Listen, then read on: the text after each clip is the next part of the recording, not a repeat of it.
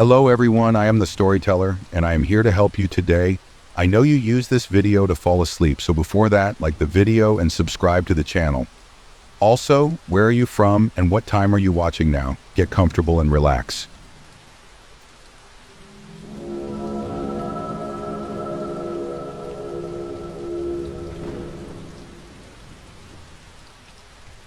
I found out the secret of the weirdest man in my hometown. It was worse than I could have imagined. He turned up around 6 months ago.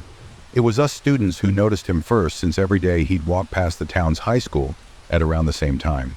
The kids would be out in the yard playing basketball and gossiping, would stop what they were doing to watch Hum stroll by. He never looked at us, but by God did we make a game out of looking at him. What got everyone was how he dressed. He didn't show a speck of skin. His entire body was covered with some piece of clothing. It looked like a kid who'd gotten into their parents' closet. Everything he wore was mismatched and tattered. Usually it'd be a long brown duster coat, tartan slacks, and a horribly stained shirt.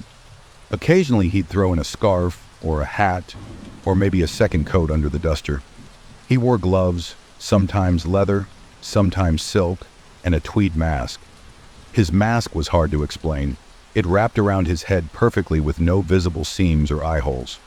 We didn't know whether he could see or not, but he never had any trouble walking or crossing the road.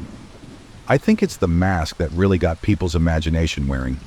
Some of the kids guessed he might have a rare skin disease. Others thought that he might have been a worker at the old chemical plant and was badly burned when the factory burned down, but that would have made him at least 90 years old. A bunch of older kids spread the rumor that he was some sick serial killer, laying low in our sleepy town, covering his face in case someone recognizes him from a wanted poster or breaking news bulletin. Everyone liked to propound from the sidelines, but no one had the guts to actually find out. Not until tonight. It was the 26th of October. School had just ended for a week-long break, and I was going to my first real party.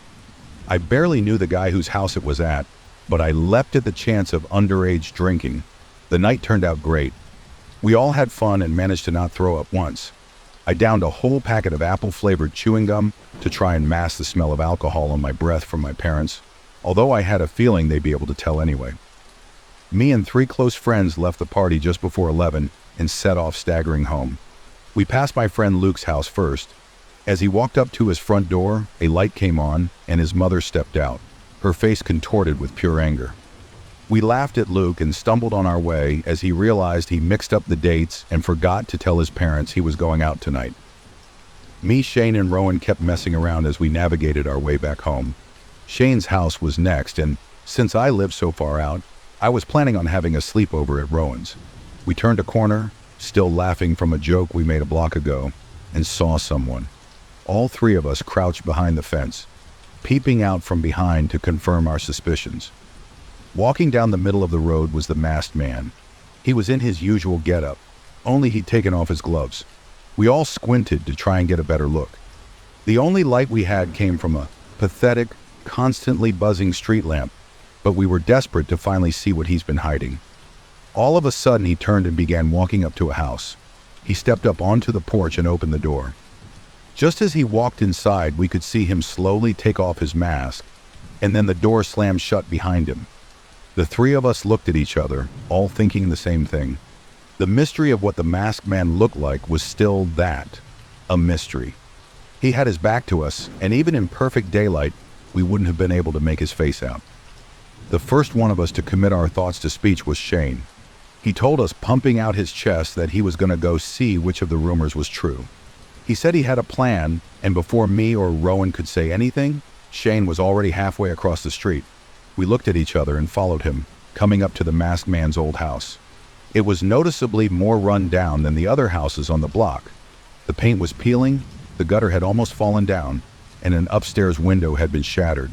The 3 of us stood around the front door, keeping our voices low as Shane explained his grand plan. He said he was going to simply knock on the front door. When the masked man answered, he'd say, "Oh sorry, wrong house," and then just turn around and leave, but not before getting a good eyeful of him. We all thought that it was a flawless plan and egged him on as we took our hiding place behind a bush at the end of the masked man's property. As I got a good look at the house, I realized that I recognized it. My dad had this friend who had gone through a rough divorce. He slept in our spare room for a few weeks before he eventually won the house back in the court settlement. Around 6 months ago, he moved out of town without so much as a goodbye. I could remember when I was much younger him showing his car off to me. That thing was his pride and joy. I couldn't believe this was the same house. My thoughts were bisected by the sound of Shane rapping his knuckles on the front door. He turned to look at us and gave us a dumb grin and a thumbs up. I think he was about to crack a joke when the door opened. Standing at the entrance was the masked man. He'd taken off his mask, as well as most of his clothes. That much I could make out as he was still shrouded in shadows. There wasn't a single light on in his house, and to me and Rowan, he wasn't anything more than a silhouette. As we both tried to discreetly get a better look, Shane began stuttering out his excuse. Suddenly he stopped. There was a pause before he began to scream in a shrill pitch.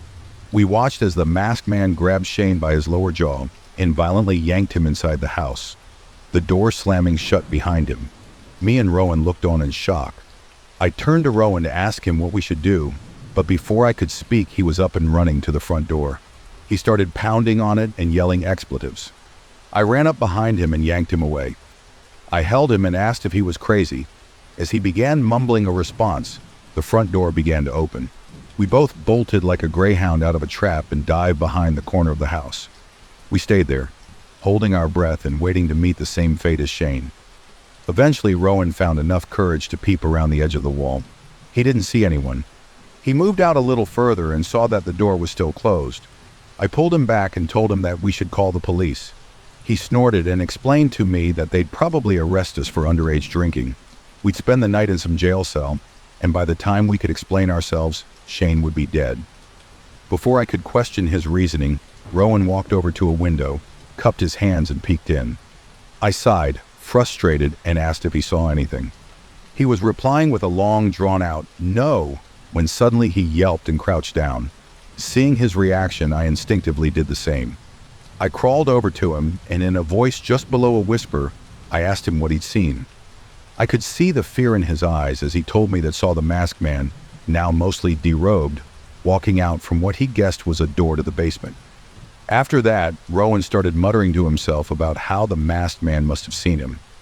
I knew that Shane, my best friend for as long as I could remember, was in the basement. My stomach churned thinking about what I had to do next. I held my breath as I stood and peered in through the window. I couldn't see the masked man anywhere. I nudged the window and my suspicions were confirmed. Like the front door, the window was left unlocked and slightly ajar. I tried to steady my breath as I pulled the window all the way open. Rowan looked at me in shock as I asked him to give me a leg up. Still, he complied. Once I was inside, I pulled him in after me. Before I did, he grabbed a fist-sized rock from the garden. "For self-defense," he told me. The house was perfectly still. Every surface was covered in a thin veneer of dust. We both stood there for a second, trying to hear the masked man. There wasn't a sound, other than the faint dripping of some faraway faucet. In what we thought was relative safety, we crept our way to the door the masked man had emerged from. I gently opened it, and sure enough, I was met with a staircase descending into the impenetrable darkness of the basement. I didn't dare call out Shane's name in fear that he wouldn't be the only one who'd hear me. Instead, I began my way down the stairs, Rowan following right behind me. My mother had given me a small wind-up torch so I could make my way home safely at night, she said. I fished around in my coat pocket for it, my hand clutching the familiar metal just as I reached the bottom.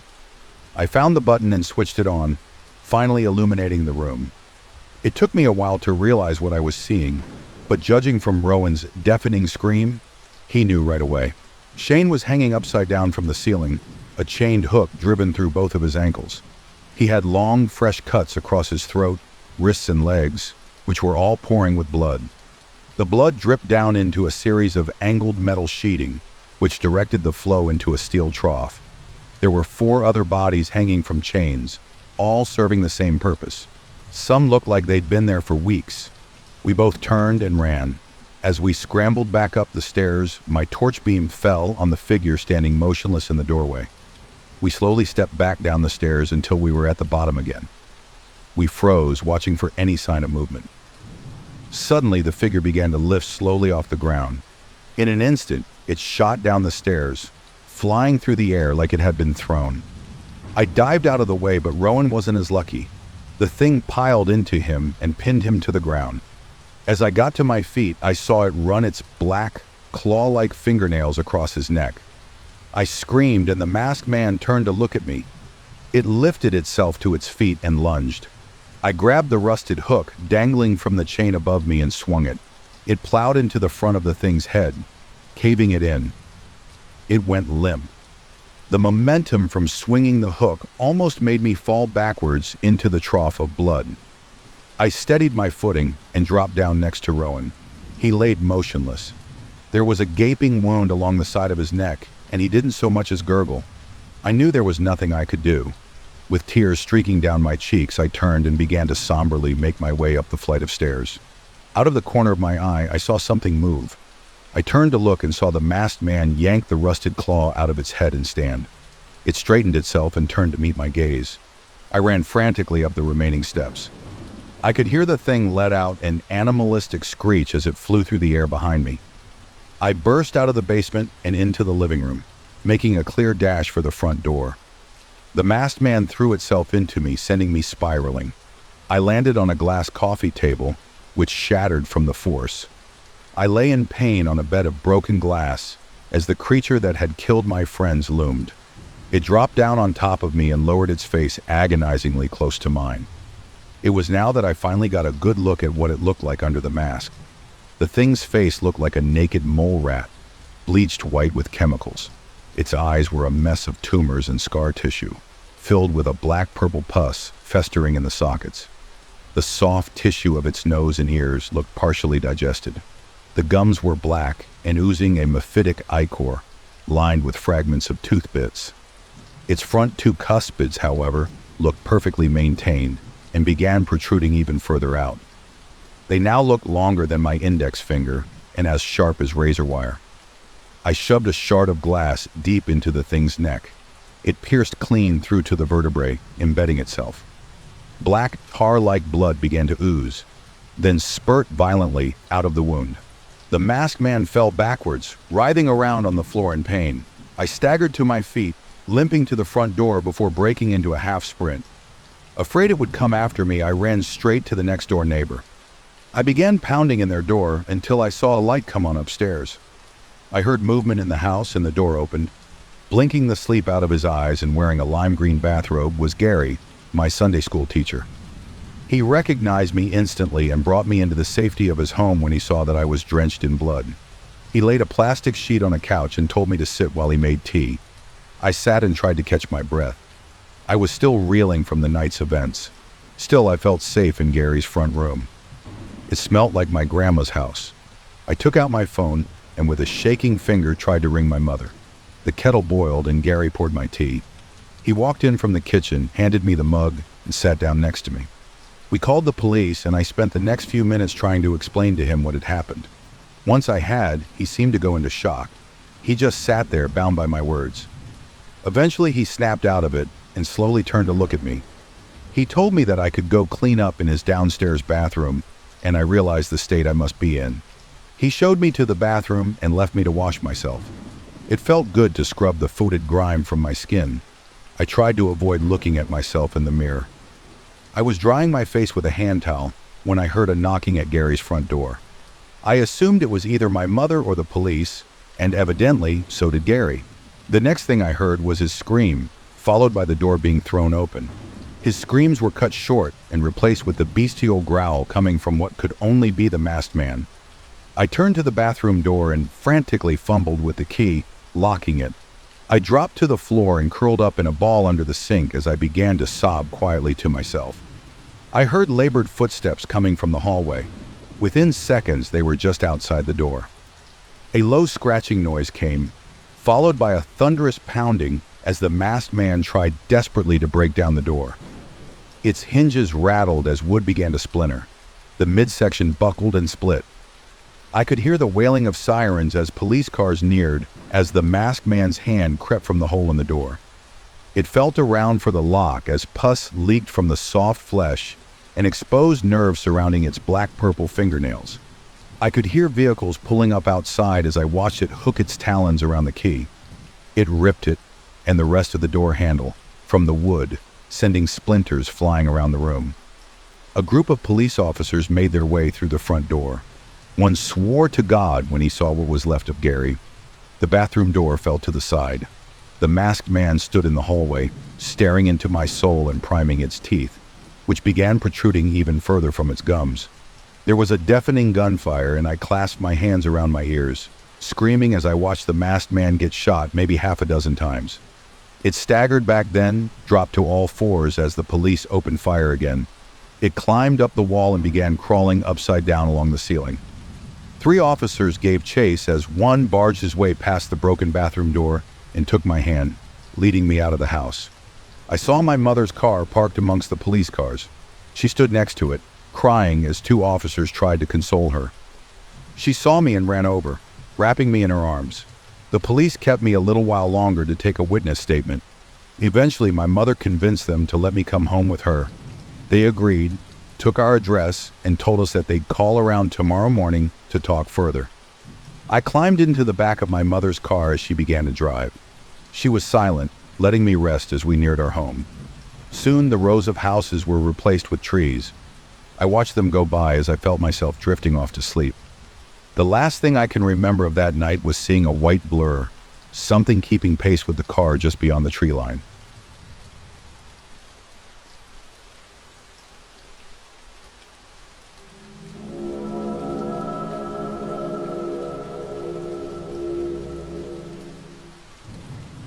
We built a resort on my grandfather's property. We shouldn't have. Before the burnt people took over, my grandfather's homestead was an oasis of calm. The homestead was in the midst of the steppe, but neither forest nor mountains were far. My cousin and I spent most of our childhoods there. It was a good place for young boys to grow up. Our parents worked, the city was rough, and the old man could always use an extra pair of hands. We had free reign over the property, but our grandfather always warned us to not venture into the nearby forest. At night, by the light of the stove, he would tell us stories about a dark place of science which we were to avoid at all costs. He called it the Gilami Kondergi. Though tales of evil and corruption and the incomprehensible piqued our young interest, neither me nor my cousin disobeyed our grandfather's instructions. As long as we were obedient, the old man was kind. Neither of us were interested in seeing his anger, though the prospect of a cursed science facility provoked all sorts of alluring vapors from our imagination. We kept ourselves satiated by playing with the massive turtles we'd find in the grass. After we finished our schooling, my cousin moved out west. He always had a mind for business and thought of himself as the next great global innovator. I, on the other hand, preferred a quieter life. For a couple of years, I worked in the city doing jobs not worth mention, and then, when the honking of cars and smell of smog got on my nerves, I moved back out into the homestead to help care for the old man. As we grew older and wearier of fairy tales, my grandfather shifted his stories from the fantastical to practical warnings about drugs, guns, and affairs with married women. Yet near the end of his life, confined to his bed with me as his sole caretaker, the old man returned to speaking of the Gilami Kondergi. He pleaded with me, as if he could see the future in his fevered dreams, that both me and my cousin and anyone we cared for were to stay away from the forest. He also demanded that we never sell the property, lest it ends up in the hands of forces beyond the reach of man. At the time, I dismissed his words as the ramblings of an unwell mind. The funeral was a small, private affair for a quiet man who lived in solitude. There is much bureaucracy associated with properly burying the dead. It's in the various office waiting rooms that I made peace with my grandfather's passing. The funeral, to me, was but an end to the legal proceedings by then. As distant as the ceremony was to me, however, during the funeral repast, I found a familiar face that brought tears to my eyes. It was my cousin. He had traveled across half the globe to come pay his respects. Though he missed the burial, he stayed for the food. When I found out he had arrived straight from the airport and was yet to arrange his accommodation, I didn't ask. I insisted. My cousin would sleep in the guest house at the homestead. He was, after all, going to be inheriting half of it. My cousin was happy to accompany me out of town. He was curious about how my life had been over the past couple of years. He was also curious about the property. My cousin had made a name for himself out west. Initially, he worked for an import-export company that he quickly rose through the ranks of, and once he had accumulated enough capital, he started to invest. He had made a name for himself in stocks, and he was in the process of making an even bigger name for himself in the realm of cryptocurrency. Even though most of his money was tied up in the clouds, however, my cousin was curious about other investment opportunities. For the first week, he stayed with me. My cousin didn't mention anything about developing the land. Occasionally, he would bemoan the lack of Wi-Fi or hot water, but for the most part, he would speak about the inherent tranquility of the homestead. He said people out west would pay good money to get away from the rumble of urban life to a place like this. It's not until a week into staying on the property that my cousin suggested we try setting up a business. I did not like the idea of developing the land at first, even when my cousin promised to shoulder all of the construction costs. I disliked the idea of strangers spending time at the homestead. I was resistant at first, but the man had a way with words. He also owned half of the property. The construction crew that worked on additional housing was beyond rowdy and tested my patience every step of the way. Yet when they set up the water boiler in the guest house, they bought my sympathies. Daily hot showers soothed my temper, and soon enough I found myself amicable to the idea of the homestead being turned into a resort. As my cousin would say, we found much peace on the property when we were young. It would be a sin not to make some money off of sharing it. After about a year and a half, the housing my cousin had commissioned was completed. The cottages were humble, and my grandfather's old home was transformed into a relaxing communal area. Though the lodgings were nice and my cousin offered them for a bargain, we had trouble finding customers. My cousin had accrued a substantial amount of debt and was turning more agitated with every trip he took to the city. Apparently, along with the troubles with our new resort, his cryptocurrency portfolio had turned shaky. He floated the idea of selling the property, but he only did so once. On his following trip to the city, he returned with Batima. Batima said she could ensure our resort would be well booked, and my cousin's financial woes would be fixed. I have met few people with piercings throughout my life, but if they were to gather all their jewelry in a pile, they wouldn't have even half of the metal Batima carried on her face. She dressed in garish bright colors and constantly smoked, and didn't inspire the smallest bit of confidence in me. Batima looked well out of place at our step resort, yet she was well versed in the art of the internet. Though I did not know where to look whenever the two of us spoke, Batima kept to her promise. Soon enough, the resort was turning a profit. Through social media and a couple of personal favors, Batima managed to bring our resort to the forefront of people's search result.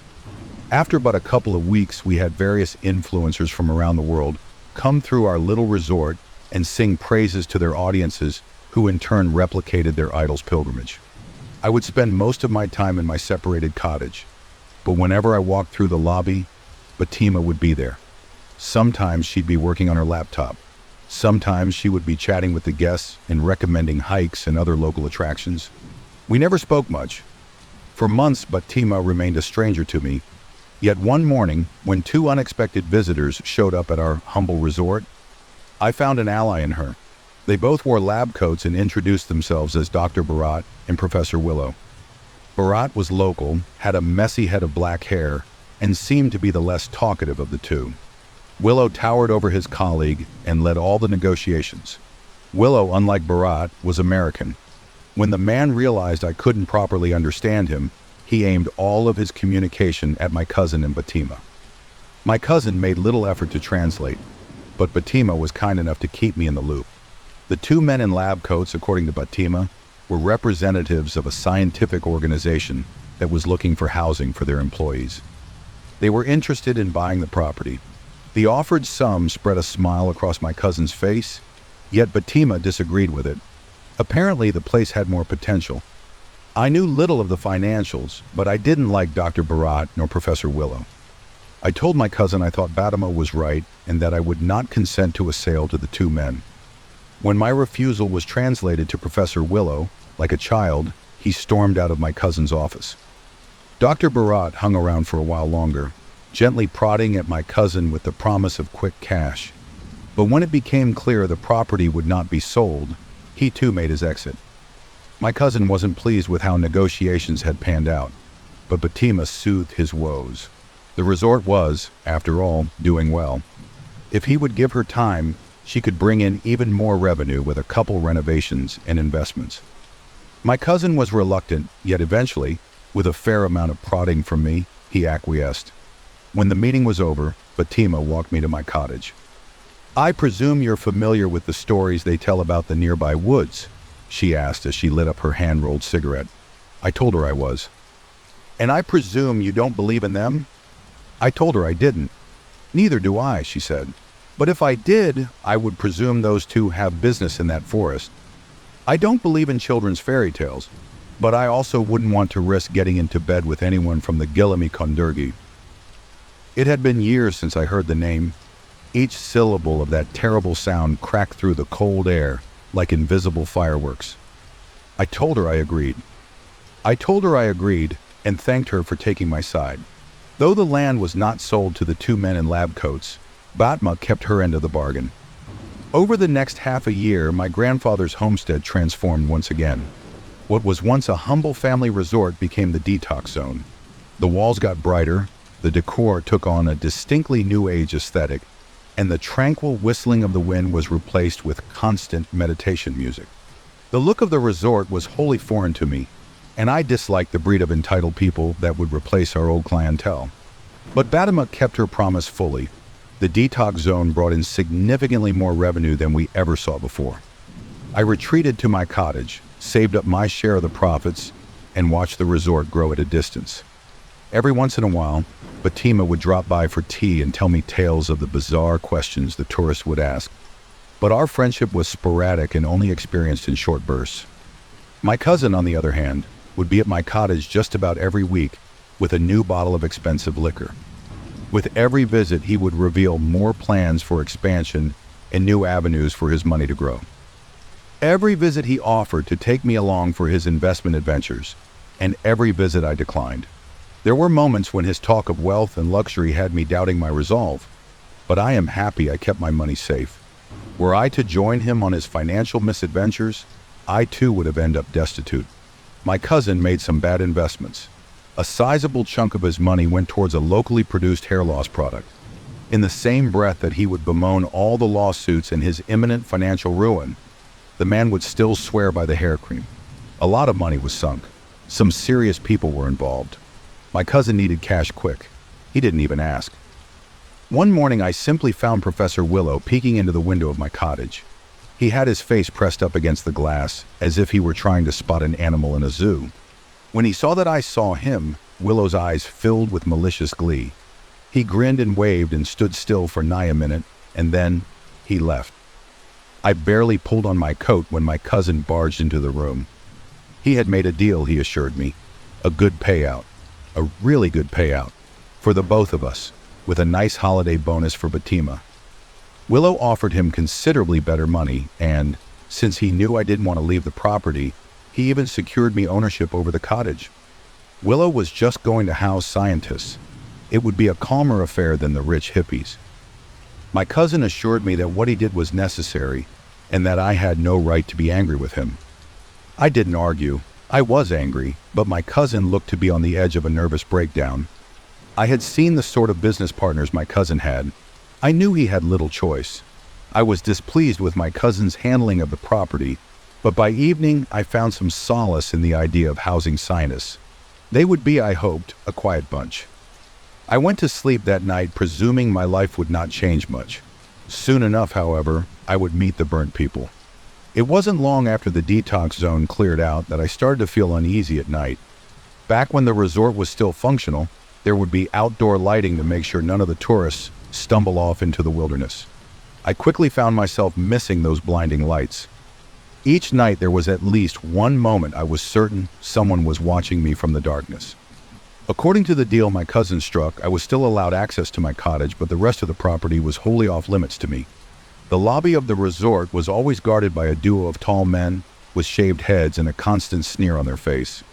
At first I thought I had simply witnessed two twins on the same shift, but as the days passed I always saw the same two faces. Just as the thoughts of how many of the same specimen might be employed as security, the guards were given helmets and their identity was obscured. Another construction crew arrived at the resort a couple of weeks after the guards appeared. The crew was much quieter than anyone else who had ever worked on the property, and they would actively ignore me when I tried to make idle chatter.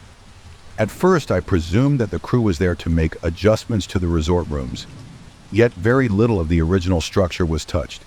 Instead, the work crew erected large black sheets above the resort, as if they were trying to hide something from satellites. The guards wouldn't say a word to me, and my cousin would never answer his phone. I was worried about what was happening on my grandfather's property. I was also worried about the lengthening absence of any communication with my cousin. What I truly should have worried about were the occupants of the new detox zone. The sound of footsteps on gravel woke me up. It couldn't have been more than 5:30. The sun was barely up. Were it not for the light sleep from the stress, I wouldn't have even woken up. They were walking right by my window. At first I thought I was still half in dream, yet there were many of them, and the sight of them quickly sobered me. Outside of my window in a single file line walked dozens of scientists. They wore clean lab coats and some of them even had spectacles, but they all had the complexion of corpses. The scientists were burnt beyond recognition. With some, their flesh was merely seared. With others, it was charcoal black. None of them looked like they should be walking. Most of them looked like they shouldn't be breathing. Out of a sheer sense of disbelief, I rose from bed and peered closely from the window. I had hoped that the terrible state of the procession would have just been some sinister trick of the light. It wasn't. Not only were there charred corpses walking by my window, they were also looking back at me. Some of them had eyes, most of them did not. None of them stopped. They all had their heads turned towards me, but they still walked on in their single file line. It was only the last scientist of the procession that properly acknowledged me. The man's eyeballs were shriveled, but I could not help but meet them.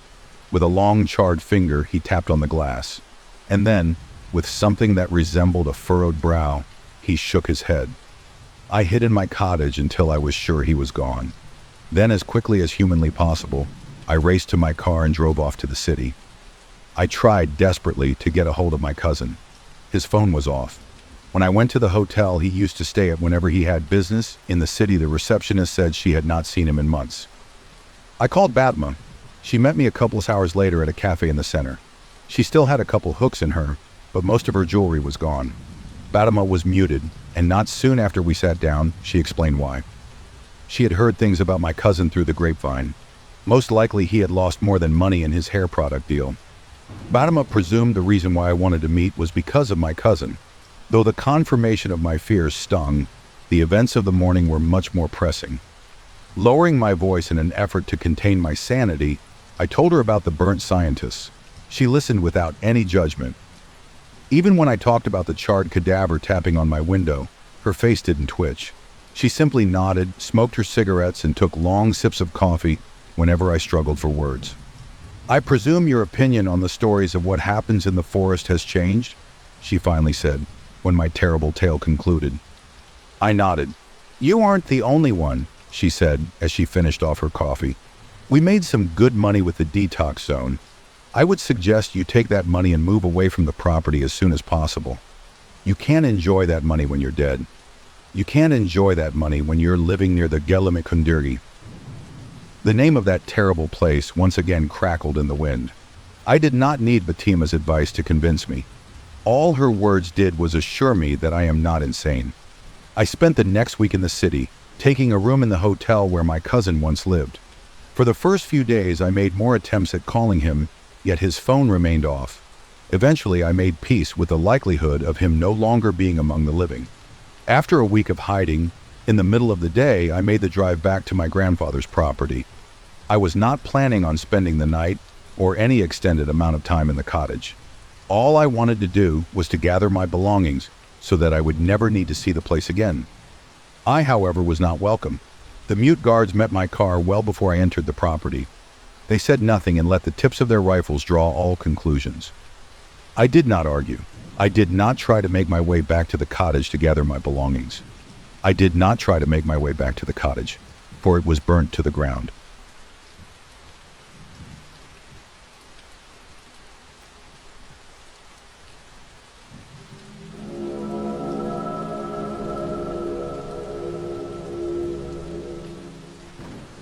Why did it have to be me who found the bodies? I wasn't supposed to have anything to do with it. Really, I mean it. I ain't a detective. I wasn't looking for answers. I kept to myself all my life. I just wish I could have been left alone in turn. Even when the bodies started going missing, I kept my head down. Grim stuff for sure. But what was I supposed to do? I guess it's old-fashioned now. Maybe a cliche, but I'm a small-town guy. I go at a slower pace than most folks. I've never lived anywhere other than my hometown, and I've never regretted. At least, I didn't before. Sure, I knew Dr. Geller. We grew up just a couple of streets apart, even if we were on the other side of the tracks, so to speak. He was younger than me, but we was in all the same classes. Me held back a year, him pushed forward. They kept pushing him forward. He was out of state and going to college by the time he was 16. Duke, I think it was? Yeah, Duke. He became what was it? The dean of surgery there. I saw that on Facebook once before he came back. Makes sense he'd be a great surgeon. He was a smart guy and he didn't let blood bother him. I remember when Ernie Masters caught him right across the face with a lunch tray. There was blood all across the ground, but he didn't seem troubled by it. You know, I think that was the only time we really talked as boys. After I pulled Masters off of him and took him to the nurse's office. Maybe it's cause of that I helped him out that once, that nothing happened to me. Outside of Facebook, I never heard anything else from him for going on 20 years. I got my carpentry apprenticeship and worked at Mr. Henderson's workshop in town for a couple years. Of course, it went out of business when an IKEA opened 20 miles down the highway. I kind of scrambled around looking for work, and I just happened to get the custodian job at my old school. Can't say it's what I had in mind for myself. Cleaning up kids' trash and the boys' bathroom is like the pit of hell. Still, I'm the only custodian they ever had who had carpentry training. The principal got me a cake when I repaired the basketball court floor. Saved the school an easy $3,000. So it ain't bad, really. I know the grounds better than anyone, and I've been here longer than almost anyone else. Seen 3 principals move along. 4 now, I guess. Long as I'd been there, though, never thought I'd see Dr. Geller come back. Remember I said I'm a small-town guy? Well, even before he was gone, Bill was for the big city. Feels weird calling him Bill, considering what I've seen him do. Guess it ain't right to call him doctor either. I didn't know it at first when he came back, that he weren't a doctor anymore. No one knew what he'd done to get his license taken away. There was rumors, of course, but I thought I had too much sense to listen to those. People said something about experiments, blood taken from medical students or something. We never talked about it when he came back. Never talked at all. I can't even say whether he even knew it was me who helped him out with Ernie Masters. Even when he became my colleague. Quite a change, going from the dean of surgery to a local biology teacher. Going all across the country back to his hometown. But I don't think that's any great mystery. Least weird thing about the story if you ask me. It weren't no secret that his wife had died. Cancer, of course. So now it were just him and Nina. Poor Nina. She was a real nice girl. Always cleaned up after herself. Even apologized when I had to clean up the mess her friends had left behind in classroom and helped me tidy it up. See, it's kids like her that make me have a little hope. I see the worst parts of kids doing what I do. Now I've seen the worst parts of fathers too. I was just as broken up as everyone else when I heard the news in the staff room. That poor Nina had been hit by a car. Going trick-or-treating, I guess. Whatever high school juniors do on Halloween night. Of course, they caught the guy that did it. Drunk driving, bastard. I saw what it did to Dr. Geller, though. Just broke him apart. He was gone for months. Never saw him on the street or at the store. Some thought he might have left town completely. I know he did for a while, but he came back eventually. Even went back to teaching. But everyone knew he weren't the same. He was snappish. Cruel with teachers and students alike. Made Henry from art cry once. Of course, that would have gotten him let go. But what was the principal supposed to do? The man had lost his wife and daughter. How could he kick him out of his job, too? Principal Harper quit recently, after it all happened. I seen him at the bar. He's there most nights now. We both are. I mean, how was he supposed to know? I'm the one who should have known. So yeah, The bodies. I guess the first one was most shocking. Exhumation. I didn't know the word before. Now it's a part of the local vernacular. As common a saying as any. Wilbur Hutchings, an old man, dead a couple of months, was dug up from the local cemetery, and his body was missing. Cops were everywhere, of course. It got a lot of attention across the state. We'd get a lot more of both in time. National press, journalists swarming the graveyards, keeping a closer watch on the town than the cops and the sheriff's department combined. The podcasters were the worst, though. The true crime leeches and the paranormal investigators. I have a little sympathy for them, at least. It's all bunk what they say, all that yapping about vampires, but at least they're barking up the right tree. Henry Ortega was next. Not a local boy. A young man dug up from the nearest military graveyard. Veteran, dead from an oxy-OD and not 2 weeks in the ground. And from there it only got worse. Cops hadn't even taken the police tape down from the cemetery when the next grave robbing happened. It was Nina. Of course, the town and the school were abuzz. Horrified, afraid, and Dr. Geller was in the midst of it all. He looked as stern and hard as a statue. He didn't take time off, though, and he was meaner than ever. Never said anything to me, though, and attention was only on him for so long because the spree only went on from there. Just a week after Nina's taking, bodies were going missing across the county. Just days apart, always just after burial. Cemeteries everywhere had police standing guard. Vigilantes, too. Bereaved family members standing vigil armed with guns and baseball bats. That poor guy, Chris Marsh, got killed by a jumpy family, just for walking his dog at night by the graveyard. Still, the bodies were going missing. 3 of them. And the trend was obvious. All young women like Nina, 17 to 20. There was awful speculation as to why, like you'd expect. God, how I wish I didn't know the real reason. Worse than I ever let myself imagine. I guess I can't blame those families or the police. They were trying to protect the dead, but surely they had to know that they were forcing his hand, that he'd had to make new, unguarded bodies. They said that Clara's death was a suicide.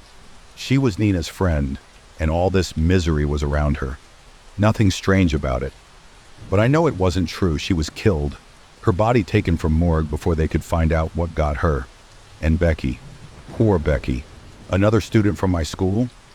Attacked by coyotes? I saw the state of her. No dogs could do that. You know why she wasn't taken? Why she stayed in the ground? Because there wasn't enough of her left to take. I never wanted to be me that found out the truth.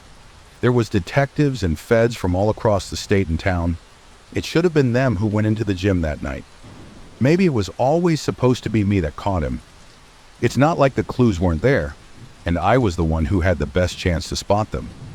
There was the car parked in the school parking lot, even after I left after locking the door behind me. Who would be parking in school parking so late at night? Worst of all was the key.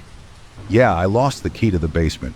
I knew it was gone months before, and I didn't tell anyone because I kept losing things and didn't want to get another earful from the principal. And it's not like there was anything there that anyone wanted. Ancient yearbooks and long-abandoned lost property. But it was from there that I heard the scream. I was cleaning the basketball court again, later than I normally did, and I almost missed it. A scream. A girl's scream. I was sure I'd imagined it, but still had to stop and listen. I probably stood there for a full minute of silence, straining my ears. But when I heard it again, I knew there was no mistaking it. A girl in pain, and under my feet. I started calling to her, looking for a way to find her. I opened the old sports cupboard. All the gear and gym mats had been pushed aside, revealing the old trap door I hadn't used in years. It was locked, like it was supposed to be, and even after what I'd heard, that almost convinced me that I just hadn't had enough caffeine. But then I heard the sound of the saw, that sound I know so well, and then the shriek again. I've got a crowbar in my office, only for emergencies, but I wasn't going to go running for it. I got a claw hammer from my toolkit, jammed the hook under the edge of the door and wrenched it open. The stench was just awful. Blood and shit, covered up by that awful sterile hospital smell.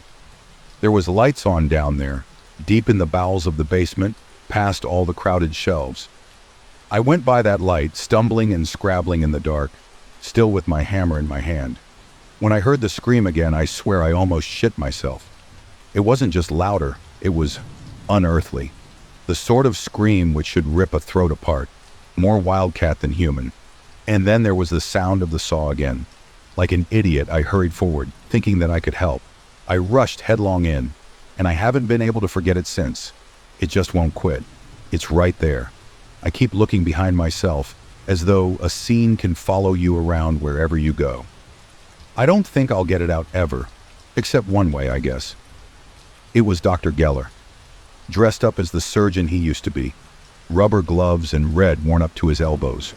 He had 2 gurneys and bright lamps, an improvised surgical theater with a tray of tools meant for working on wood and dissecting frogs. There on one table was Clara Prescott, opened from throat to navel, ribs split open, her pale, blood-drained offal open to the air like we were in the back of a butcher's. Her left arm was sliced off above the elbow. That wouldn't have been so awful to see a girl killed and hacked to bits. But the real awfulness, the thing that's had me in the bar most every night, was on the other gurney, Nina. She was gray with rot, except where other girls' pale skin had been grafted onto her. She was a hideous mess, stitched together like a doll. A massive Y-shaped scar crossed her front, and she was skeleton thin, her flesh like saran wrap above her bones. Her black hair had fallen out in huge patches, and her skull was clear to see. Her eyes were open and staring, one brown, one piercing blue. Dr. Geller just stared at me, spinning saw in one hand, Chloe's severed arm in the other. His expression was partly hidden by his surgical mask, but I could see the shock in his eyes. And I think maybe shame too, but insanity as well. That I know. I know it better than ever now. 'Cause Nina was moving, twisting and bucking against the restraints that tied her to her gurney. Her mouth and those snapping brown teeth worked against the air. But she stopped when she saw me, going as silent and still as her father. I know I heard her say it. I'm telling you, I know it for a fact. The same voice she'd had before, but dragged a mile over sand and glass. She said my name, like she was surprised to run into me at the store. I staggered back, smashed clean into the shelf, and knocked the whole thing down. I fell with it, landing on old boxes. I wasn't making any sense then, babbling in between uncontrollable breaths. Dr. Geller dropped the saw and went at Nina's restraints. I heard him shouting. He was telling her to get me, stop me, like he was letting loose his attack dog.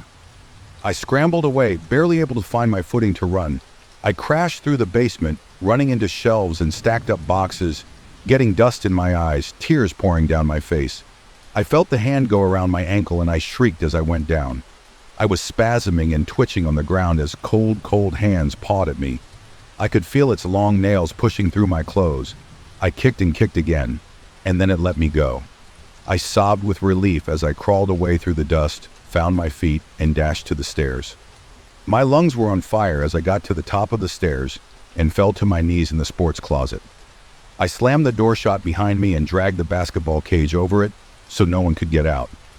I didn't stick around in the school then. I got in my car and sped down the road. I only called the police when I was a half a mile away. Of course, everyone knows what they found in the basement when the police arrived. Dr. Geller and Nina's corpses, along with the other bodies. Both the Gellers' throats slashed. Everyone knows about Dr. Frankenstein, Dr. Death, whatever other nickname they want to call him. Everyone knows how he killed himself after his insane project was found. The bereaved father who stole the bodies of young women to harvest in order to rebuild his dead daughter. I hate those nicknames, but there's one name I saw once online afterwards that stuck with me. An old word for grave robbers, resurrectionist. I know that he brought Nina back to life. He found some way, maybe by harvesting the parts from the other girls. Maybe. The school has been shut down, of course. Just about everyone, all the teachers, everyone who ought to have known, has left town now. Too ashamed of what they'd missed. Chased away by the rumors about their involvement. There are rumors about me, too. Why didn't I notice that the key was missing? Surely I should have known what was going on. That don't trouble me. That's just words. Something does bother me, though. I know I said I ain't a detective, that I never ought to have been involved, but I keep thinking about the hand that was around my ankle and knocked me down. I looked at all the reports of what happened, and they all say that Nina was found still strapped to her gurney, so it couldn't have been her that got me. See, I have thought about it some, and I don't think that Bill needed to harvest all those girls. Maybe the first, or even the second. She'd been in the ground for a long time, just like Wilbur Hutchings. Dr. Geller dug up 2 men, then dug up only girls around his daughter's age. I think that Dr. Geller couldn't bring back Wilbur Hutchings. He was too rotten. He needed someone fresher, and I'm not the only one to wonder how a middle-aged biology teacher could dig up half a dozen bodies in the night without being caught. How could he break into the county coroner's office, smashing cameras, and get away with a body over his shoulder? And I know it weren't coyotes that killed Becky. See, I know something got me by the ankle, and I know that since that night I haven't been able to find my ring of keys anywhere. They found so many bodies in that basement, Dr. Geller's amongst them, but no one has ever found Henry Ortega. When the police arrived, the trap door was open. It would have taken someone or something with freakish strength to lift it open. I wonder, what will he do? Restored to his unlife, free of the master who clawed him back from the end after he cut his and his daughter's throat. Is he just as foul and hideous as Nina? Or did Dr. Geller get him before the rot set in? Before the flies could lay their eggs in him? Is he a shambling ruin in the dark? A ghoul hungry for flesh? Or is he like any other person on the street? A pale, cold-skinned man with no identity and no place. I only hope to God that I never find out, and that he never tries to return my keys. Thanks for tuning in to today's horror story. If you have a horror, mystery, or haunting story you'd like to share, send it to us at Urban America Horror, and don't forget to subscribe and turn on notifications so you never miss a new episode when we upload it. We'll always be here waiting for your next horror story.